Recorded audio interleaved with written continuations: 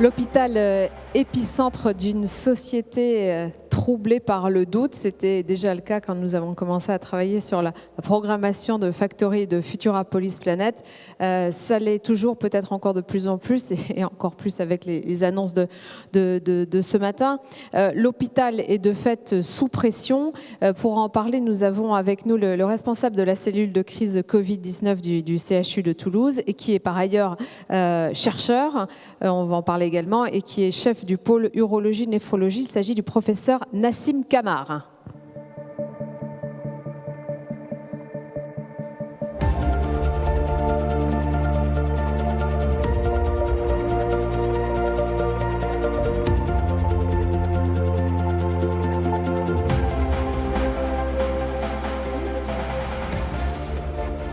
Merci, Monsieur Kamar. Merci de l'invitation. Merci de prendre le temps d'être avec nous. On sait que la situation est complexe à l'hôpital. Jamais l'institution n'aura, et je ne parle pas de Toulouse, je parle au sens large, cristallisé autant d'attentes qu'au cours des derniers mois. Jamais non plus autant sollicité puis traversé par différentes secousses. Est-ce que l'hôpital tient le coup alors que cette 5e vague de Covid est là ? Vous êtes, vous, toujours à la tête de la cellule de crise? Elle est toujours en vigueur? Alors, effectivement, il y a toujours une cellule de crise qui est en action. La dernière réunion, c'était aujourd'hui à 13h. Donc, clairement, oui, ça y est toujours. On l'a réactivé il n'y a pas très longtemps. Est-ce que l'hôpital tient le coup? Oui, l'hôpital tient le coup et va tenir le coup. Les hôpitaux ont l'habitude de faire face aux différentes crises sanitaires ou aux différentes catastrophes, que ce soit des attentats ou autres. Concernant la pandémie à Covid, la situation est extrêmement différente parce qu'en fait, on est à 5 vagues maintenant et cette 5e vague, elle est très différente des précédentes et quand on regarde, ce sont 5 facettes différentes. Les vagues ne se ressemblent pas. La première vague était une vague qui était essentiellement un tsunami qui nous était annoncé, où effectivement, en quelques jours, l'hôpital était extrêmement agile, a tout modifié. On a attendu le tsunami, la guerre était déclarée, tout le monde était sur le pont, tout le monde était prêt. Deuxième, troisième vague, un peu différente parce qu'on n'avait plus le confinement. On était confronté non seulement à l'arrivée de patients, mais à des problèmes annexes qu'on n'avait pas initialement envisagés, qui étaient des fermetures de classes pour cause de Covid et donc du personnel absent, des problèmes de ressources humaines. Quatrième vague, elle survient au mois d'août en pleine vacances scolaires alors que le personnel qui avait besoin de vacances était parti, donc c'était encore plus compliqué. Et là, c'est la 5e et donc celle-là, on espère qu'elle sera différente des autres, puisque le taux de vaccination, on espère, va permettre d'avoir un peu moins de patients hospitalisés. Il y aura probablement une petite décorrélation entre le nombre de cas positifs, l'incidence, et le nombre de patients hospitalisés. L'hôpital était en difficulté avant même l'arrivée de cette 5e vague, et notamment, en tout cas, au niveau national. Peut-être vous pouvez nous en dire plus sur ce qui se passe au CHU de Toulouse, qui compte plusieurs hôpitaux, avec notamment un manque d'infirmiers, un manque de médecins aussi, des fermetures de lits. Il y a quelques semaines, c'était déjà un énorme souci. En effet, depuis les hôpitaux, enfin, affrontent 2 problématiques. La problématique qui est l'attraction vers l'hôpital public. Il y a un problème financier qu'il ne faut pas négliger, notamment pour le personnel paramédical, pour les infirmières qui ne sont pas suffisamment payées probablement. Et c'est une des raisons pour laquelle nous avons une fuite des infirmières de l'hôpital pour d'autres activités, pas forcément dans le médical. Ça, c'est un premier point. Deuxième point, en tout cas, en ce qui concerne notre CHU, il était, comme beaucoup de CHU, était en déficit. On a eu une période difficile. Maintenant, on est en retour à l'équilibre. Il y a une réouverture de nombre de postes. Donc, ça a commencé avant le Covid et le Covid n'a fait que montrer tous les problèmes qui préexistaient, mais ça a eu quand même des effets positifs. C'est une implication du corps médical à côté des corps des directeurs, donc la partie administrative, avec des chaînes de commandement qui étaient rapides et qui ont montré une extrême efficacité. Et sur ça qu'il faut qu'on se base pour construire l'hôpital de demain, enlever un peu le millefeuille décisionnel pour avoir une codirection, ce qui est recommandé dans le rapport Clarisse actuellement, entre les directeurs et les médecins, pour qu'on pour qu'on coordonne ensemble les décisions et qu'on les prenne ensemble. Et c'est probablement l'avenir de l'hôpital. Quel est votre rôle, vous, de responsable de la cellule de crise? Alors actuellement, il est très limité puisqu'en fait, on est au début de la 5e vague. En fait, ce qui s'est passé initialement, c'est que quand il y a une crise sanitaire, il y a un plan blanc qui est déclenché. Dans le cadre des plans blancs, il est obligatoire d'avoir une cellule de crise qui est composée de médecins et d'administratifs. Sur le plan médical, il y avait un médecin responsable par hôpital. Moi, j'étais pour l'hôpital Rangueil, j'avais le professeur Didier pour l'arrêt et le docteur Alvarez pour Purpan. Et on a travaillé avec nos collègues des urgences et de la réanimation, puisqu'en fait, c'était la porte d'entrée et la porte, on va dire, le dernier maillon de la chaîne. Et en fait, notre rôle initialement était de transformer l'hôpital, de voir comment on peut augmenter le nombre de lits de réanimation. Dans les services de pneumologie et de maladies infectieuses qui recevaient beaucoup de patients, comment on pouvait les aider. On a fermé des lits dans des secteurs pour alimenter d'autres. Donc en fait, c'était de la stratégie d'accueil de patients. Est-ce qu'il y a des risques aujourd'hui que des opérations soient reportées, que les gens soient finalement moins bien soignés? Alors, j'espère que non. Lors de la première vague, clairement, ça a été le cas, puisque tout s'est arrêté. Lors de la deuxième et troisième vague, on a essayé, notre objectif principal était de ne pas avoir de perte de chance pour les patients, notamment qui étaient non Covid et qui avaient besoin d'une prise en charge. On a fait ce qu'on a pu. Après, clairement, la notion de perte de chance est toute relative. Si on prend une dame âgée qui a une fracture de hanche, qui a besoin d'une prothèse, ce n'est pas une urgence vitale, mais la décaler, on sait qu'elle va moins bien récupérer, il y a une perte d'autonomie. Et ça, c'est valable pour plein d'autres choses. On a essayé d'éviter ça. On n'a jamais réussi à réouvrir notre capacité de fonctionnement initiale jusqu'avant la 5e vague par manque du personnel. Et là, c'est la 5e vague qui arrive, donc on espère qu'elle sera très limitée et qu'on puisse maintenir toutes les activités. La décision d'aujourd'hui était de ne pas ouvrir des unités Covid, de maintenir toutes les activités en essayant d'arriver en soutien aux services qui reçoivent des patients Covid. Un mot sur vos travaux de recherche, puisque vous êtes professeur, chercheur. Vous aviez montré dans une étude au printemps, en juin dernier, qu'une 3e dose de vaccin ARN messager était nécessaire pour les receveurs d'une greffe d'organes. En effet, je m'occupe d'un service de néphrologie et de transplantation d'organes. On suit tous les transplantés, sauf les transplantés pulmonaires, dans mon service. Et c'est une population qui est extrêmement à risque, puisqu'on sait que malgré la vaccination, du fait du traitement anti-rejet qu'on leur donne, ils ne vont pas développer d'anticorps. Et en fait, après 2 doses, on s'est rendu compte très rapidement qu'ils avaient une réponse très faible, de l'ordre de 35%. Et lorsqu'on a eu l'autorisation par la DGS, je me souviens que c'était vers le 6 avril, on a rapidement mis en place la 3e dose. Et en fait, on était parmi les premiers au niveau international à publier les résultats qui nous faisaient passer de 35% à 70% de réponses. Et effectivement, ces données ont été publiées dans une très bonne revue et ont permis à l'Agence européenne du médicament et à la FDA aux États-Unis de récupérer toutes nos bases de données, les détails pour valider la 3e dose dans d'autres pays. Comment vous avez vécu la médiatisation des informations au fil des différentes vagues de pandémie? Alors, votre regard peut-être de professeur et votre regard de responsable de cette cellule de crise. Vous y attendiez à cette... On ne s'attendait pas du tout. On n'était pas du tout, nous, dans la médiatisation. Ce n'est pas notre cœur de métier.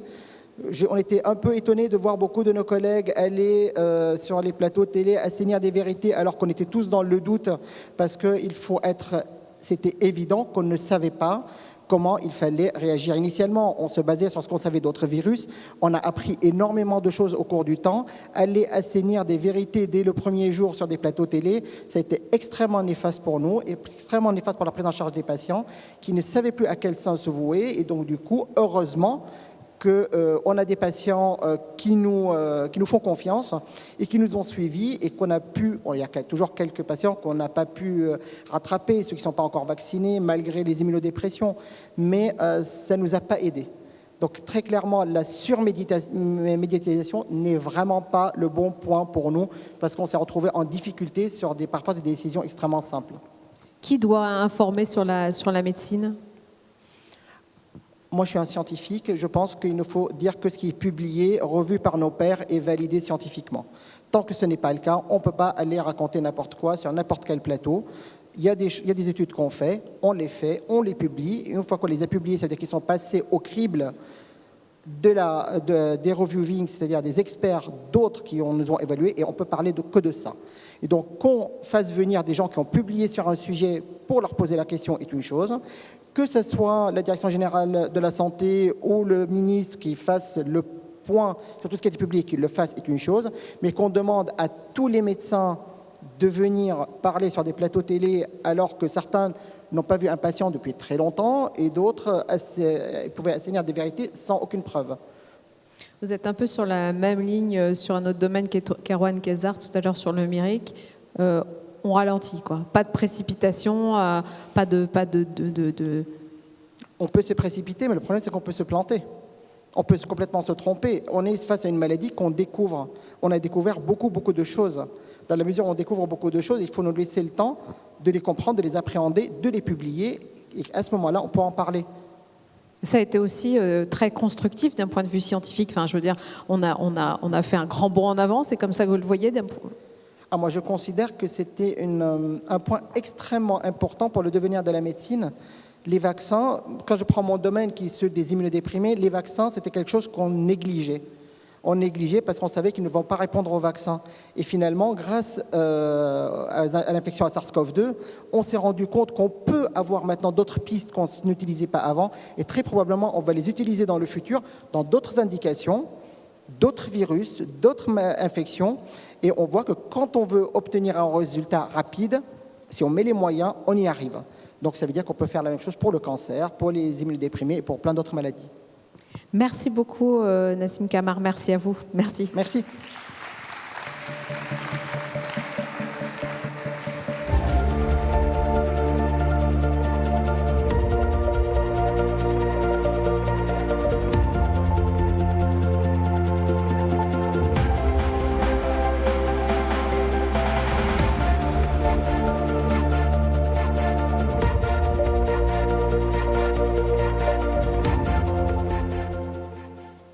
Dernière séquence de la Factory Futurapolis Planète pour ce soir. On reste sur la question de la science, de la médecine, de la technologie. Où est le progrès? C'est bien la question qu'on continue à se poser. Nous allons poursuivre la réflexion avec le physicien, philosophe des sciences qui, dans certains moments d'agitation sur les réseaux sociaux, a pris la parole et a aussi tenté de remettre un peu de rationalité dans tout cela. C'est Étienne Klein.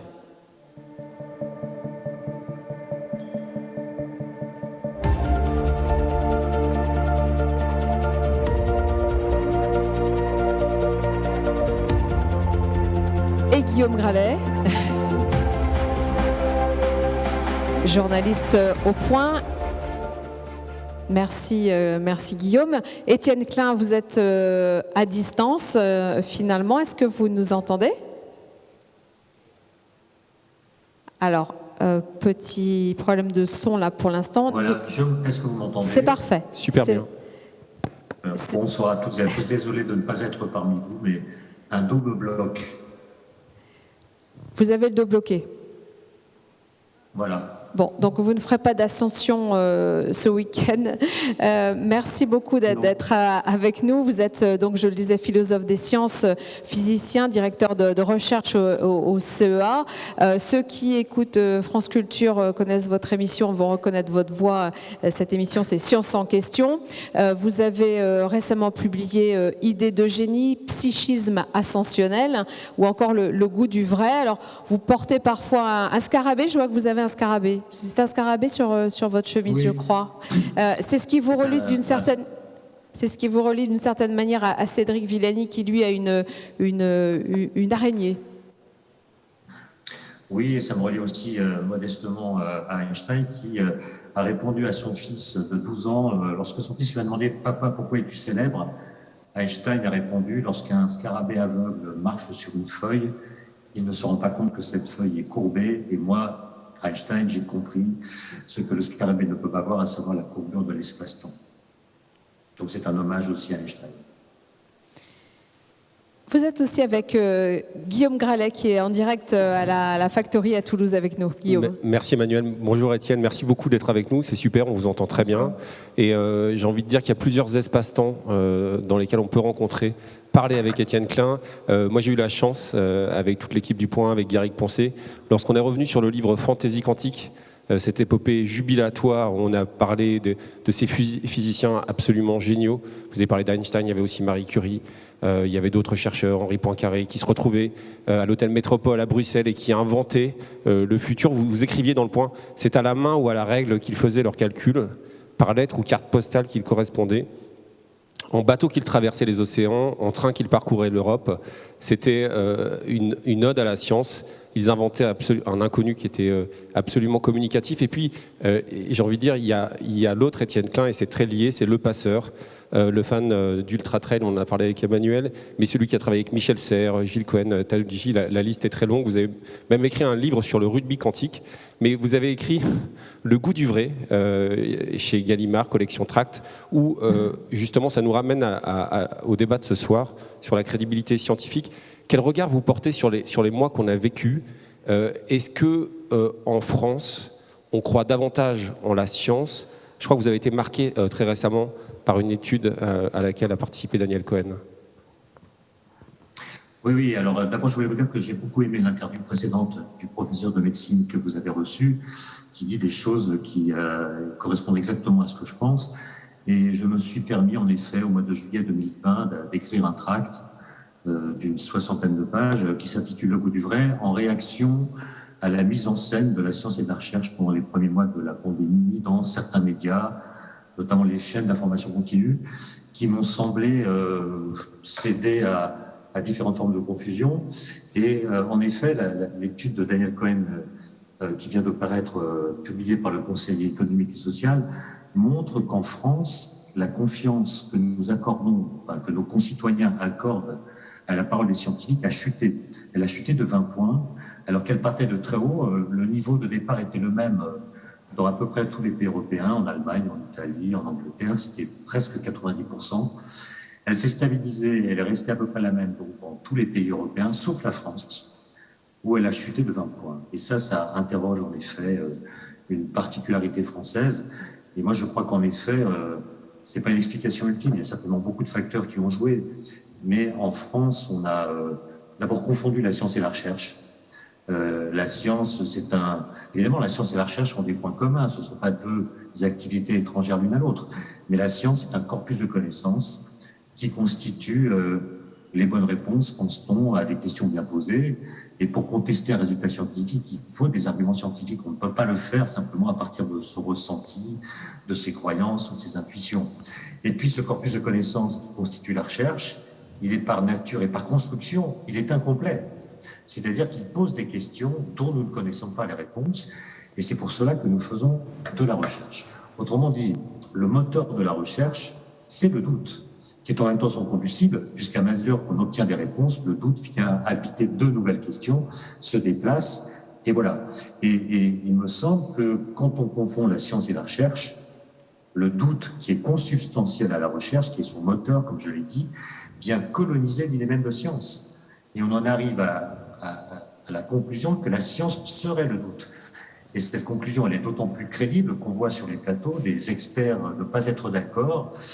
Et ça a constitué une très très grande confusion qu'a rappelé le professeur de médecine que vous avez interrogé tout à l'heure. Et il me semble que c'est ça la spécificité française.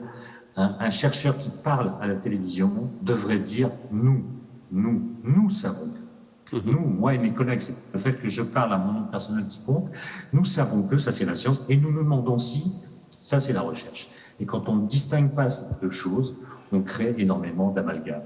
La science et la recherche a bien distingué, même si l'une nourrit l'autre en permanence. Je crois qu'au cours de ces débats passionnés des derniers mois, vous avez même popularisé un mot, et je crois qu'on peut revenir un peu dessus.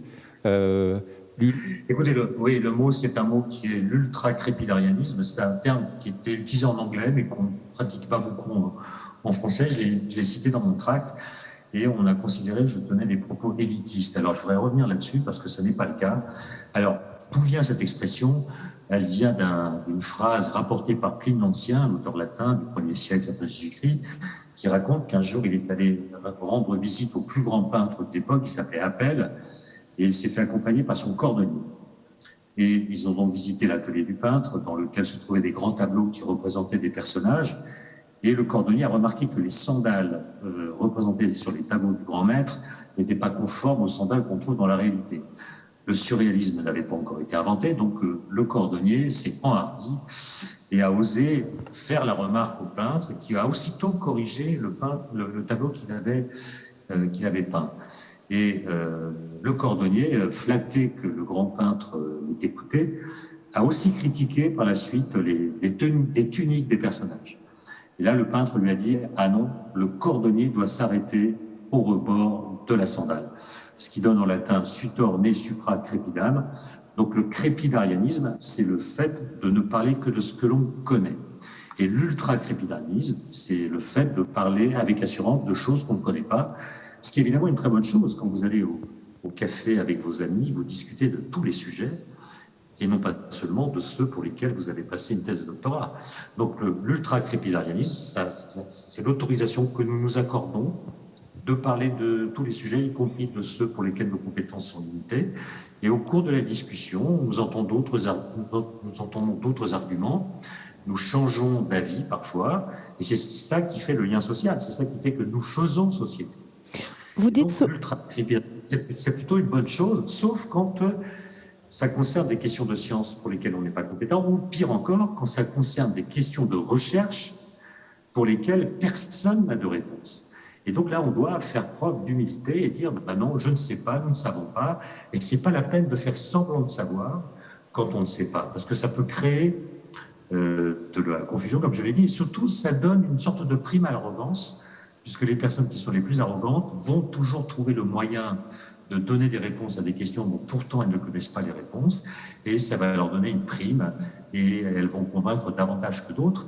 Et il me semble que nous avons beaucoup pratiqué à la télévision cet ultra-crépidarianisme qui a eu des effets assez ravageurs, notamment quand des personnalités importantes politiques écrivaient au début de la pandémie des tweets qui commençaient par « je ne suis pas médecin, mais je ». Je ne suis pas médecin, ce qui est honnête, je suis incompétent, mais je vais quand même délivrer une ordonnance.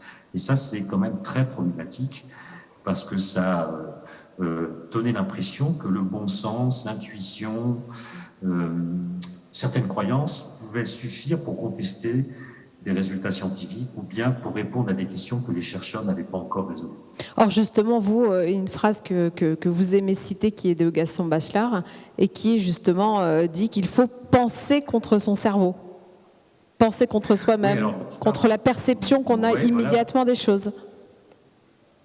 Penser d'une façon générale, c'est affronter des arguments qui viennent contester ce que nous pensons et voir si notre pensée est capable de résister. Autrement dit, une pensée qui n'est pas provoquée par ce qu'il a contredit n'est pas une vraie pensée en action. Et Bachelard, quand il dit faire de la science, c'est penser contre son cerveau, il pensait essentiellement à la physique contemporaine ou moderne même, celle qui a commencé avec Galilée, est une physique dont toutes les lois, y compris les plus élémentaires, sont des lois qui contredisent l'intuition, qui contredisent même l'observation. Comme par exemple, on a tous appris à l'école le principe d'inertie qui dit qu'un corps qui n'est soumis à aucune force, à un mouvement rectiligne et uniforme, il va en ligne droite à vitesse constante. Eh bien, le fait qu'il y ait de tels mouvements inertiels contredit notre expérience courante, puisque chacun d'entre nous a observé que lorsqu'il cesse de pédaler à vélo, le vélo s'arrête. Donc nous, on a l'impression que quand la force s'arrête, le mouvement s'arrête, et Galilée vient nous dire non, quand la force s'arrête, le mouvement continue indéfiniment, ce qui oblige à réinterpréter l'observation des phénomènes ordinaires en disant par exemple que quand on cesse de pédaler, il y a d'autres forces qui continuent d'agir sur notre vélo en mouvement, qui sont la résistance de l'air, différents frottements. Et donc, on a des lois comme ça qui contredisent l'intuition et qui obligent en tout cas à réinterpréter l'observation. Et donc, c'est une très bonne école de pensée pour le cerveau que d'apprendre un peu de physique, parce que ça l'oblige en effet à se méfier d'une interprétation trop spontanée qui pourrait faire des phénomènes. On doit penser, merci beaucoup, on doit penser contre nous-mêmes, on doit penser aussi contre ce qu'on observe. Tout à l'heure, vous parliez d'arrogance, mais il y a peut-être, alors dites-nous ce que vous en pensez, mais d'autres éléments extérieurs qui peuvent tromper notre bon sens. On publie cette semaine dans Le Point avec Guéric, justement, une enquête sur les deepfakes, où en fait on peut générer des deepfakes en quelques secondes, quasiment instantanément. Est-ce que c'est quelque chose contre lequel il faudra penser également, à votre avis ? Oui, parce qu'en relation avec la question précédente, il est établi que notre cerveau n'aime pas être contredit, enfin, même avant l'apparition du numérique. Avant, quand on était gauche, on ne lisait pas Figaro, quand on était droite, on ne lisait pas Libération, parce qu'on souhaite que la lecture qui nous est proposée de l'actualité soit conforme à notre propre lecture du monde. Et quand je parle du monde, je parle du vrai monde, pas du journal Le Monde, évidemment. Hein. Et simplement, avec le numérique, il y a une espèce de saut quantitatif qui a été accompli, puisque dans les mêmes canaux de communication circulent des informations, des opinions, des connaissances, scientifiques ou autres, des croyances et également des bobards, enfin, des fake news. Et ces choses qui sont très différentes ont tendance à avoir des statuts qui se contaminent. Par exemple, quand on vous propose une connaissance scientifique, ben, vous pourriez avoir tendance à vous demander si cette connaissance scientifique n'est pas la croyance d'une communauté particulière. Et puis si au contraire on vous présente une croyance, vous pourriez vous demander si cette croyance n'est pas une vraie connaissance qui aurait été injustement méprisée. Et votre cerveau, et vous-même d'ailleurs, vous n'avez pas le temps d'aller vérifier ce qui est vrai, ce qui n'est pas vrai. Vous n'avez pas le temps de retourner aux sources, et donc votre cerveau doit apprendre à se balader dans ce paysage extrêmement complexe et foisonnant, et il a tendance, si on n'y prend pas garde, à déclarer vraies les idées qui lui plaisent. Et donc, ça crée des biais qui sont bien connus des psychologues, ce qu'on appelle les biais cognitifs, comme par exemple l'effet Dunning-Kruger. Je ne sais pas si vous connaissez, mais c'est mon optimisme qui vient... l'effet Dunning-Kruger, c'est un effet qui me rend optimiste. Parce qu'on a vu ce phénomène se déployer en temps réel pendant tous les mois de la pandémie. Dunning et Kruger, ce sont deux psychologues américains qui ont été, à la fin du XXe siècle, interpellés par un fait divers qu'ils avaient lu dans le journal. Ils disaient qu'un jeune homme avait cru comprendre, en lisant un article, qu'on peut devenir invisible pour les caméras de surveillance quand on s'enduit le visage avec du jus de citron. Donc ce jeune homme a eu une idée géniale, celle de faire un hold-up dans une banque après s'être enduit le visage avec du jus de citron. Évidemment, il a été repéré, identifié et arrêté grâce aux caméras de surveillance.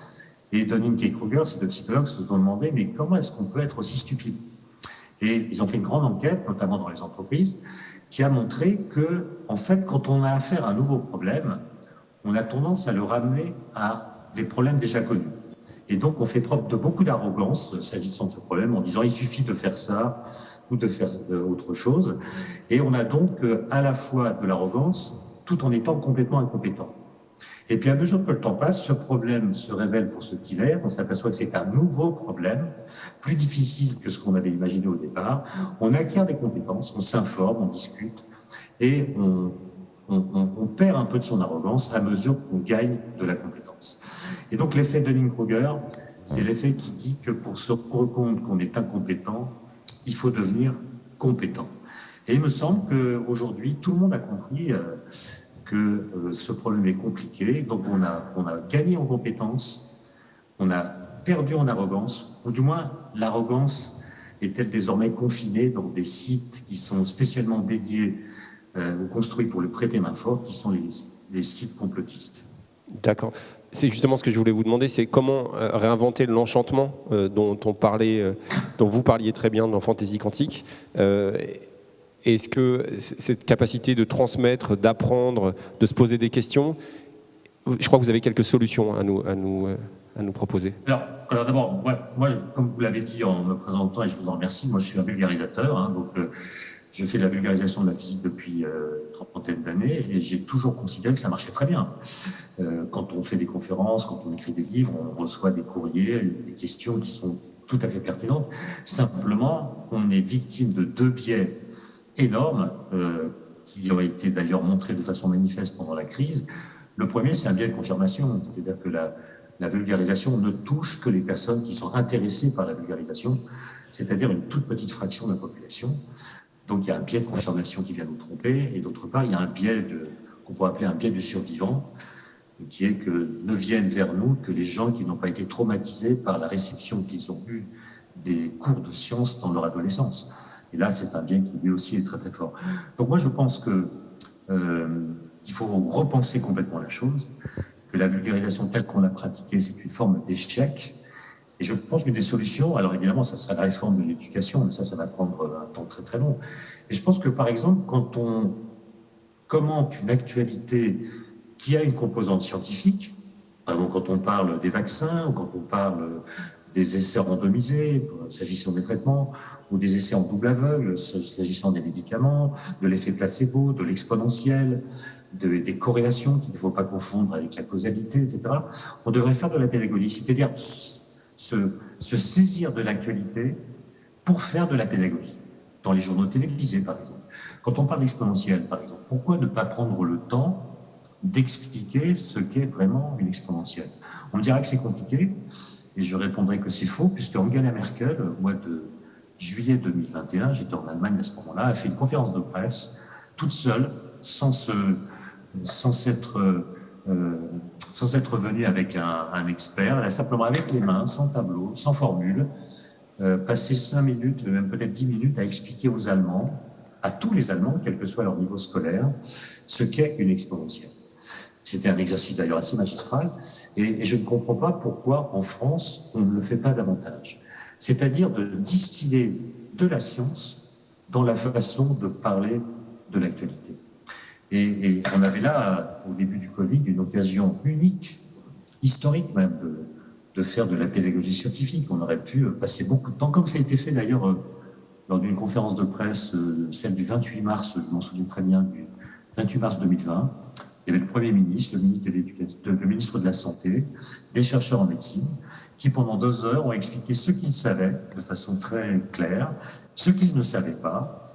Et si on avait continué avec ce type de méthode, le niveau scientifique des Français, qui étaient intéressés par ces questions et pour cause, aurait sans doute été relevé. Merci Étienne Klein. Vous avez la particularité en tant que scientifique de vulgariser, vous l'avez dit, de vous jeter dans l'arène aussi d'une certaine manière, ce qui n'est pas toujours tout à fait confortable. Vous avez travaillé aussi sur le progrès et on l'a évoqué à plusieurs reprises au cours de ce rendez-vous. Le mot progrès a été remplacé par l'innovation. Vous avez beaucoup réfléchi à cette question. Est-ce que le progrès technologique, scientifique peut encore être souhaitable, désirable ? Moi, je pense que le progrès technologique, c'est celui parmi toutes les formes de progrès qui ne subit pas de véritable contestation, même si on doit décider, en tant que démocratie, du type de compagnonnage que notre société veut faire avec les nouvelles technologies. Pensez à la 5G, pensez au nucléaire, pensez je sais pas, les OGM, par exemple, c'est des sujets pour lesquels nous devons décider de ce que nous souhaitons faire avec eux. Et simplement, le mot progrès lui-même, ça a été montré par différentes études, a été progressivement abandonné dans le discours public pour être remplacé par le mot innovation.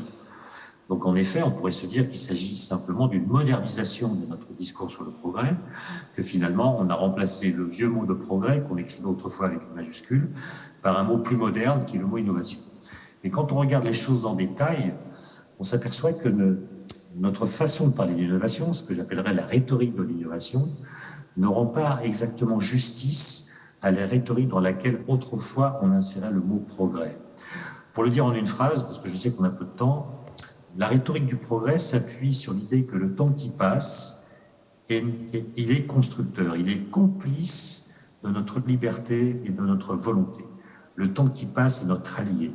Plus de temps aura passé, meilleure sera la situation. Voilà ce que dit la foi dans le progrès. Or, la rhétorique sur l'innovation, elle s'appuie sur l'idée que nous sommes soumis à des défis dont la gravité augmente à mesure que le temps passe, et nous avons compris que la seule façon d'empêcher que ces défis nous submergent, c'est d'innover. Autrement dit, notre discours sur l'innovation, et c'est d'ailleurs conforme à l'étymologie du mot innovation, notre rhétorique de l'innovation est une rhétorique qui s'appuie sur l'idée que le temps qui passe est corrupteur, il dégrade les situations, il aggrave les défis, et l'innovation est ce qui permet de maintenir le monde en état. Et je pense que, et c'est un devoir, me semble-t-il, que nous devons aux jeunes générations, nous devons reprendre cette idée de progrès, simplement, par souci de cohérence, nous devons la soumettre à elle-même. C'est-à-dire que nous devons faire progresser l'idée de progrès pour que cette idée tienne compte des leçons que l'histoire nous a enseignées depuis que les pères fondateurs de l'idée de progrès, les philosophes français pour l'essentiel du XVIIIe siècle, avaient imaginé. Ils ont fait preuve d'une certaine naïveté, par exemple, lorsqu'ils ont imaginé qu'il y avait une forme d'embrayage automatique entre les différentes formes de progrès. Ils pensaient que tout progrès scientifique allait engendrer un progrès technique, allait engendrer un progrès matériel, qui lui-même allait engendrer un progrès moral, puis politique. On a bien vu au cours de l'histoire que c'était pas si simple. On n'a plus beaucoup de temps et c'est passionnant. Très très rapidement, on a essayé, on s'interroge régulièrement sur la manière de reprendre le contrôle à travers le temps. Vous avez parlé tout à l'heure, moi ça me rappelle des notions d'ergostressie de Jean-Yves Lasfargue par exemple, ou même du temps passé devant les écrans avec Michel Desmurger. Quelques conseils peut-être aux parents ou à tous les citoyens que nous sommes pour réconcilier notre vie peut-être avec un progrès, un appétit vers le progrès. Je pense qu'il faut que la connaissance scientifique reprenne du galon, c'est-à-dire qu'elle soit considérée comme une valeur. Une république à la française, hein, c'est-à-dire une république dans laquelle on ne souhaite pas voir émerger des communautarismes, c'est un milieu au sein duquel les connaissances doivent pouvoir circuler librement, sans entrave, que celles-ci soient idéologiques, philosophiques, religieuses ou autres. Et donc je pense que nous devons apprendre à distinguer les connaissances des croyances et nous devons apprendre, plutôt enseigner qu'il existe un véritable érotisme des problèmes. C'est-à-dire que si on veut que nos concitoyens aient le goût de la science, aient envie d'apprendre la science, eh bien, il faut d'abord donner du goût à la science. Et ça, c'est quelque chose que nous n'avons pas suffisamment bien fait. Et je propose qu'on tienne des sortes d'états généraux de la vulgarisation scientifique pour voir comment nous devrions modifier nos façons de faire pour tenir compte de toutes les évolutions que notre société est en train de subir, notamment la présence des écrans. Je pense que moi j'ai toujours pensé que le bon vecteur de la vulgarisation, c'était le livre. Mais quand on voit que de moins en moins de gens lisent des livres, eh bien, il faut bien trouver une autre façon de faire. Et je pense que là, il y a une sorte de chantier qui nous attend, parce que on voit bien que dans les débats sur les nouvelles technologies, il y a une forme de décorrélation qui se fait voir entre la militance et la compétence. C'est-à-dire que les gens les plus radicaux dans leur point de vue ne sont pas toujours les plus compétents, et les gens très compétents sont en général des gens modérés qui du coup n'interviennent pas dans les débats. Et je pense qu'il faut que dans les débats publics sur les nouvelles technologies, les gens très compétents s'engagent, et très modérés, s'engagent sans modération. Un érotisme des problèmes, un érotisme des livres, un érotisme de la modération. Ça c'est une formule d'Einstein, l'érotisme des problèmes. Merci énormément, merci Emmanuel. C'était passionnant, je laisse Emmanuel conclure. Bravo, félicitations, merci pour cette intervention, Étienne Klein. Merci à vous et bonne soirée. Alors nous espérons, merci Guillaume Gralet, nous espérons que ces 3 heures de Factory vous auront intéressé, mobilisé, donné de l'énergie pour continuer à chercher, à connaître, à réfléchir. Vous savez que Futurapolis Plaine ne fait que commencer. Rendez-vous demain matin à 9h30 ici même avec des thématiques très variées tout au long de ces 2 prochains jours. Par exemple, se déplacer sans polluer, Actarus et Goldorak, les algorithmes nouveaux maîtres de nos cerveaux, le quantique aussi, ou encore la société molle, et puis les invités, Margrethe Vestager, la vice-présidente de la Commission européenne, chargée du numérique, Gaspard Koenig, Aurélie Jean, Pascal Pic, Jean-Claude Kaufmann, Lionel Nakache, Bruno Le Maire sera samedi matin ici à Toulouse, Chris Dercon aussi, mais je ne peux pas tous les citer, le programme très détaillé est en ligne, je vous invite à vous y référer. Toutes et toutes, en tout cas, interviewées par les différents journalistes et rédacteurs en chef du Point, en direct, ici même sur la grande scène du Quai des Savoirs. Merci beaucoup pour votre attention et très bonne soirée. Merci. Merci.